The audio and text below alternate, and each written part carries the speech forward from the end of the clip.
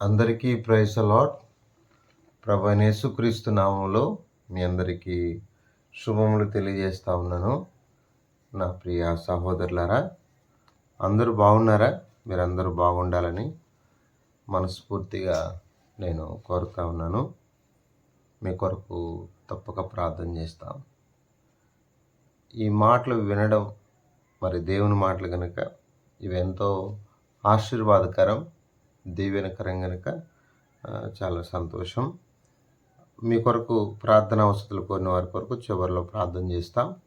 రండి, ఇర్మియా గ్రంథం 1వ అధ్యాయము 9వ వచనం నేను చదువుతున్నాను. నీ నోట నా మాటలు ఉంచెదను, నీ నోట నా మాటలు ఉంచి ఉన్నాను. అంటే ప్రతి దైవ సేవకుడు కావచ్చు, ప్రవక్త కావచ్చు, యాజకుడు కావచ్చు, దేవుని పక్షాన మాట్లాడుతున్న వారు దేవుని మాటలే పలకాలి, దేవుని మాటలతో నింపబడాలి.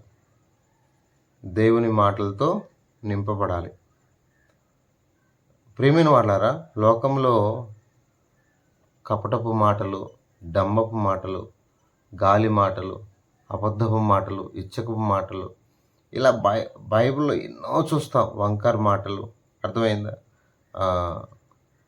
ఇలా బైబిల్లో మనం ఎన్నో చూడగలం. దేవుని బిడ్డలారా, కత్తిపోటు వంటి మాటలు సామెతలు 12వ అధ్యాయంలో 18వ వచనంలో మనం చూస్తాం. ఎన్నో మనం చూస్తాం. అయితే దేవుని మాటలతో మనం నింపబడాలి, అవి మనం పలకాలి అన్న విషయం మాత్రం, ఎందుకంటే మనము పలుకుతున్న మాటల్లో చాలా లోటుపాట్లు ఉన్నాయన్న విషయం ప్రసంగి గ్రంథంలో చూస్తాం. ఎందుకంటే అనేకమైన మాటల్లో దోషం ఉండక, అందుకే చాలా భూమి మీద ఉన్నాం కనుక చాలా తక్కువ మాట్లాడాలి. ఈరోజు చాలామంది ఎక్కువ మాట్లాడుతుంటారు. ఒకసారి ఒక చోట నేను కడపకి వెళ్ళాను. ఒక సహోదరి నన్ను కలిసింది. ఒక బస్టాండ్లో రోడ్డు మీద దరిదాపు 1.5 గంట సేపు నాతో ఆమె మాట్లాడుతుంది. అంటే కొంతమంది ఓవర్ టాకింగ్ ఎక్కువ అన్నమాట. ఇంకేమాత్రం ఎవరికి అవకాశము అలా ఎప్పుడు ఉండకూడదండి. దేవుని బిడ్డలారా, మన జీవితాల్లో అలా ఎప్పుడు ఉండకూడదు. చాలా జాగ్రత్తగా ఉండాలి. అర్థమైందా? ఎందుకంటే ఈ మాటలను చాలా కంట్రోల్ చేసుకోవడం మంచిది. ఎందుకంటే ప్రకృతి చక్రాన్ని చిచ్చు పెట్టేది నాలుకే కాబట్టి నాలుకతో ఏవైతే అవసరమో అవి మాత్రమే మాట్లాడాలి. ఏమండి? ఏం అవసరమో అవే మాట్లాడడం మంచిది కదా. ఇప్పుడు అట్లా కాదు. ఇద్దరు కలిశారంటే ఎవరెవరి గురించో మాట్లాడతారు, ఏవేవో మాట్లాడతారు. అసలు విషయాన్ని మర్చిపోతారు, అసలు విషయాన్ని పక్కన పెడతారు, ఇక ఏవేవో మాట్లాడతారు. అంత సమంజసంగా లేదు కదా. అవును, దేవుని పక్కన పెట్టేస్తారు. ఇక వారికి నచ్చిన విధానంలో ఏదో మాట్లాడేస్తుంటారు.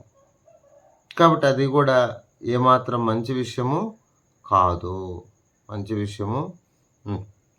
కాబట్టి కొరింథీ మొదటి పత్రిక 14వ అధ్యాయము 19వ వచనంలో మనసుతో 5 మాటలు, ఎన్నో మాటలు మాట్లాడాల్సిన అవసరం లేదు. ఇతరులకు క్షేమం కలిగించే 5 మాటలు చాలు. ఈరోజు విస్తారమైన మాటలు ఎక్కువైపోయినాయి. అర్థమైందా? డంబపు మాటలు ఎక్కువైపోయినాయి. ఇలా బైబిల్లో చూస్తే చాలా ఎక్కువైపోయినాయి అన్నమాట. ఎక్కువ కాలేదా? మన గురించి మనం గొప్పగా చెప్పుకోవడం ఎక్కువైపోయింది. ప్రభు మహిమార్థమై మనం ఉన్నాం భూమి మీద. మన గురించి మనం గొప్ప చెప్పుకోవడానికి ఏముంది మనలో? ఈరోజు ఇంట్లో రేపు మంటలో అనే ఒక సామెత ఉంది. మన గురించి మనం గొప్ప చెప్పుకోవడానికి ఏముంది చెప్పండి దేవుని బిడ్డలారా? ఏదో ఆయన మనల్ని ఆయన పని కొరకు నియమించాడు, వాడుకుంటున్నాడు, అంతేగాని మన గురించి మనం గొప్ప చెప్పుకునేంత ఏం లేదు. అయితే ఒకవేళ ప్రభువులో అతిశయించవచ్చాం, కానీ లోక సంబంధమైన వాటిలో అతిశయించడానికి వీలు లేదు. కాబట్టి నీ నోట నా మాటలు ఉంచి ఉన్నాను అంటే ప్రతి దేవుని పక్షాన మాట్లాడుతున్న ప్రవక్త కావచ్చు, సేవకుడు కావచ్చు, వారిలో దేవుని మాటలు చాలా అవసరం. ఎందుకంటే ఎందుకంటే ప్రసంగి గ్రంథం 6వ అధ్యాయం 11వ వచనంలో పలకబడిన మాటల్లో చాలా నిరర్ధకమైన మాటలు, అంటే దేవుని ఆత్మ ద్వారా మాట్లాడితే నిరర్ధకం ఉండదు. అర్థమైందా? పలకబడిన మాటలు. ఈరోజు చాలామంది మన మాటలను బట్టి రేపు లెక్క అప్పగించాలి. ప్రతి వ్యర్థమైన మాటను బట్టి లెక్క అప్పగించాలి. ఏంటి మాట్లాడుతుంటాం, నోటుకొచ్చినట్టు మాట్లాడుతుంటాం, సేవకులు మాట్లాడతాం, పరిశుద్ధులను మాట్లాడతాం, ఇక మన ఇంట్లో వాళ్ళు మాట్లాడతాం, భార్యను మాట్లాడతాం, భర్తలను మాట్లాడతాం. ఈరోజు కుటుంబాల్లో చిన్న మాటలకే ఎన్నో సమస్యలు వస్తున్నాయి. అందుకే జాగ్రత్తగా ఉండాలి. ఏ మాట అంటే ఎవరిని ఎలా మాట్లాడాలో, ఎవరిని ఎలా ట్రీట్ చేయాలో, ఎవరిని ఎలా గౌరవించాలో మనం నేర్చుకోవాలి. లోపల ఎలాంటి అతిశయం లేకుండా ఇతరులను మనం గౌరవించడం కూడా నేర్చుకోవాలి. దేవుని బిడ్డలారా, అర్థమైందా? చాలా జాగ్రత్తగా ఈ భూమి మీద మన మాటల విషయంలో, ఎందుకంటే మనిషి ఉన్నప్పుడు ఒక మాట మాట్లాడతాం, మనిషి పోయిన తర్వాత ఏదో మాట్లాడేస్తుంటాం. అదొద్దు, అలా అవసరం లేదు, అలా అవసరం లేదు.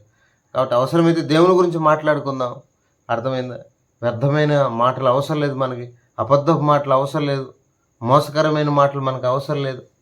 సరే, నేను ఇర్మియా అనేటువంటి దైవజనుడు ప్రవక్తకి దేవుడిస్తున్న వాగ్దానం ఏంటంటే, నీ నోట్ల మాటలు ఉంచుతాను. నిజంగా ఇర్మియా అంటే అర్థం ఏంటంటే దేవుడు గణపరుస్తాడు, దేవుడు లేపుతాడు, లేదా దేవుడు స్థిరపరుస్తాడని అర్థం. ఈ ఇర్మియా గారిని దేవుడు నిజంగా వాడుకోవాలని, గణపరచాలని, పైకి లేపి తను వాడుకోవాలనుకుంటే సేమ్ మోషే వలె ఈయన కూడా తప్పించుకోవడానికి ప్రయత్నం అయ్యా నేను బాలుని కదా, నా వల్ల అవ్వట్లేదు, నేను కాదు, ఆయన కూడా నేను అత్తివాణ్ణి కదా అన్నాడు. ఎవరు? అందుకే మోషే గారికి దేవుడు ఒక మాట చెప్పాడు. నిర్గమాకాండం 4వ అధ్యాయం 12వ వచనం చదువుతాను. 4వ అధ్యాయం 12వ వచనం నేను చదువుతున్నాను, ఒకసారి జాగ్రత్తగా ఆలకించండి. నిర్గమాకాండం 4వ అధ్యాయం 12వ వచనం. కాబట్టి వెళ్ళుము, నేను నీ నోటికి తోడై ఉండి నువ్వేం పలకవలసింది నీకు బోధించదని అతనితో. కాబట్టి నీ నోటికి తోడు ఏం పలకాలో, కాబట్టి దేవుని మీద ఆధారపడాలి. ఏం పలకాలో అర్థమైంది? ఏదంటే అది పలకడానికి లేదు. అర్థమైందా? నోటుకొచ్చింది, ఈరోజు కూడా నోటుకొచ్చింది చెప్పేస్తున్నారు సోషల్ మీడియాలోకి వచ్చి, ఏదంటే అది మాట్లాడడానికి లేదు.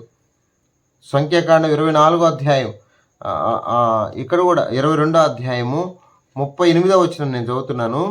22వ అధ్యాయము 38వ వచనం. అందుకు బెలాము, ఇదిగో నీ ఎదుగు వచ్చి తిని, అయిననేమి ఏదైనానో చెప్పుటకు నాకు శక్తి కలదా? దేవుడు నా నోట పలికించు మాటే పలికిదనని బాలాకుతో. ఏదైతే దేవుడు పలికిస్తే అదే పలుకుతాను, ఏదంటే అది పలకడానికి నాకు సెలవు. స్వార్థం కోసం ఈరోజు చాలామంది ఏదంటే అది పలికేస్తున్నారు. అలా పలకకూడదు, దైవ చిత్తంలో. అందుకే అపోస్తలుడైన పౌలు తిమోతికి రాసిన 2వ పత్రికలో ఎంత స్పష్టంగా ఉంది. 3వ అధ్యాయం 16వ వచనంలో, దైవజనుడు సన్నందుడే ప్రతి సత్కార్యమునకు సిద్ధంగా ఉండి దైవావేశం వల్ల ప్రతి లేఖనాన్ని ఉపదేశించుటకు, ఖండించుటకు. దైవావేశం వల్ల మాట్లాడాలి, కానీ మన ఇచ్చ వచ్చినట్టు లేఖనాలు పుట్టవండి. జాగ్రత్తగా దేవుని మాటలనే మనం మాట్లాడాలి. ఏదంటే అది వ్యర్థమైన మాటలు మాట్లాడడానికి వీల్లేదు. అందుకే చాలా జాగ్రత్తగా మాట్లాడాలి. అంటే నేనేదో ఇంపైన జ్ఞానంతో అని నేను మాట్లాడట్లేదు, కానీ తెలివిగా సమయోచితమైన మాటలు మాట్లాడాలి. సందర్భం ఒకటి మరొకటి మాట్లాడకూడదు. కొంతమంది ఏం మాట్లాడతారో వాళ్ళకి అర్థం కాదు. ఆడ సందర్భం ఏముంది, ఏం మాట్లాడాలి. ఈరోజు చాలామంది వాక్యోపదేశకులు కూడా ఆడున్న సందర్భం ఏంటి, ఏం మాట్లాడితే అర్థం కాదు, ఏదో చెప్తా ఉంటారు. అర్థమైందా? ఆడాడ కలిపి చెప్తూ ఉంటారు, అది కాదు. కాబట్టి మనము అందరం కూడా ప్రతి ఒక్కరం కూడా చాలా జాగ్రత్తగా మాటలు నేర్చుకోవడం కాదు. నేను మిమ్మల్ని మాటలు నేర్చుకోమని చెప్పట్లేదు. ప్రభువు ఏమైతే మనకు బోధిస్తాడో ఆ మాటలను మనం చెప్పడం చాలా మంచిది. లేఖనాల్లో ఉన్న సంగతులు లేఖనాల్లో ఉన్నట్టు మనకు అనుకూలంగా మార్చుకోవడానికి లేదు. ఈరోజు చాలామంది తమకు అనుకూలంగా మార్చేసుకుంటారు. వద్దు, అది చాలా మంచిది కాదు. కాబట్టి ఇప్పుడు ఇర్మియా గారి నోట ఎందుకు ఉంచుతున్నాడంటే, తొలగించడానికి, విరగ్గొట్టడానికి, నశింపచేయడానికి, పడదోయడానికి, కట్టడానికి, నాటడానికి. ఆయన మాటల్ని ఏ విధంగా ఉపయోగించారు. ఎందుకంటే వారు దేవుని మాటలు విననొల్లని ప్రజలు, వారు దేవుని మాటలు వినే పరిస్థితిలో కనపడట్లేదు. మీరు ఇర్మియా గ్రంథం చదివితే దేవుని యొక్క ఆవేదన మీకు అర్థమవుద్ది. అందుకే తన ప్రవక్తను పంపించి వారిని సరిచేయాలనుకుంటున్నాడు. తన ప్రవక్త ద్వారా సరిచేయాలి అనుకుంటున్నాడు. ఎందుకంటే వారు ముఖ్యంగా విగ్రహారాధన వైపు వెళ్ళిపోయారు. అందుకే దేవునికి బాధ. జీవజల ఊటైన నిత్య జీవపు మాటలు కలిగిన దేవుని వదిలిపెట్టి, అర్థమైందండి, ఆయన వదిలిపెట్టి వెళ్ళిపోవడం మనం చూస్తాం. కాబట్టి దేవుని ప్రజలారా గమనించండి, మనం కూడా చాలా జాగ్రత్తగా నిత్య జీవపు మాటలు గల దేవుని వదిలిపెడితే ఎంత నష్టమో తెలుసా? అవునండి, చాలా నష్టం అండి, చాలా నష్టం. నేను ముందుకెళ్తున్నాను. దేవుడు మన నోట దేవుని మాటలు ఉంచాలి. అర్థమైందా? బైబిల్లో ఎంతోమంది ఆ దేవుని మాటలు విని, అర్థమైందా, దేవుని మాటలు విని మార్పు చెందిన వారు ఉన్నారు, విని మార్పు చెందకుండా చనిపోయిన వారు ఉన్నారు. కాబట్టి ఇర్మియా గారితో దేవుడు చెప్తాడు, నీ నోట నా మాటలు. మంచిగా 20 సంవత్సరాల వయసులో సేవకు వచ్చాడు. దరిదాపు 40 సంవత్సరాలు సేవ చేసినట్టుగా మనకు చరిత్ర పుటల్లో ఉంది. 40 సంవత్సరాలు అద్భుతంగా ఒక విలపించే ప్రవక్తగా, ఎంతగానో దేవుని కొరకు భారం భరించిన వాడిగా మనం ఇర్మియా గురించి చూస్తాం. ఇర్మియా గారు ఎంతో చక్కగా దేవుని సేవ చేసినట్టుగా మనం బైబిల్లో చూడగలం. అయితే ప్రియ స్నేహితులారా, ఈరోజు మన పరిస్థితి ఏంటి? దేవుని పక్షాన ఎలా మాట్లాడుతున్నాం? బైబిల్లో చూస్తే కొంతమంది దేవుని ప్రజలు, దేవుని సేవకులు దేవుడు చెప్పినట్టుగా అవసరాన్ని బట్టే మాట్లాడారు, అనవసరంగా మాట్లాడలేదు. అర్థమైందా?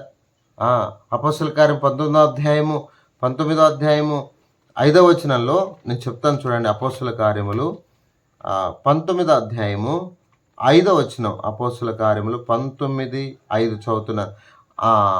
ఆ మాట విని బాప్తిసం పొందిన, అంటే నువ్వు దేవుని పక్షాన మాట్లాడితే, దేవుని పక్షాన, అర్థమైందా, మారు మనసు దయచేయ మాటలు. అపోస్తల కార్యం 11:18 అర్థమైందా, రక్షణ పొందే మాటలు.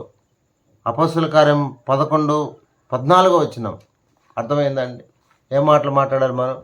ఏంటవి మాట్లాడడానికి వీల్లేదండి, ఏంటవి మాట్లాడడానికి వీల్లేదు. నా ప్రియ స్నేహితులారా, పరిశుద్ధాత్మ దిగి వచ్చే మాటలు మాట్లాడాలి.